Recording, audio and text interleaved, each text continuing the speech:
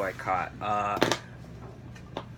Sunhae, you mentioned I can get many information through Facebook several times. As you know, the preferred term these days is a lot of. It sounds so much more natural if you say, I get a lot of. Yeah, it's one of like the. It's, yeah. When I hear like many, that's when I know immediately, like, okay, this is not the perfect English. Like, just because everyone says a lot of these days in this century. So I can get a lot of information through Facebook. Sounds so much better than I get many information, or I get much information. A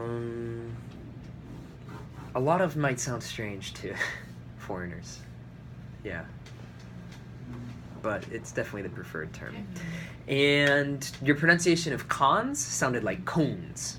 So just be careful with pros and cons. Cons rather than cones. Jisoo, you had the phrase, he has a lot of activity on social media. That's correct, but it might sound a little more natural to say he is very active on social media. He has an active presence on social media.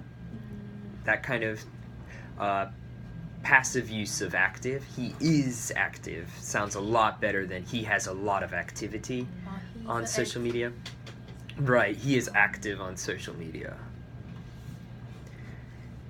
And for Frank, you just mentioned I had a bad effect from LinkedIn, which is fine, but it would sound better if you said negative experience. I had a negative experience from LinkedIn rather than bad effect, negative experience. I've had negative experiences with LinkedIn or that kind of thing. Experience on? Yeah, on LinkedIn, right, or from LinkedIn.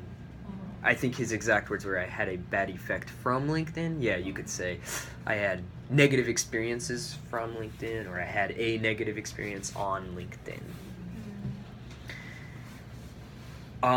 Actually, those were all the mistakes I caught, but great job tonight.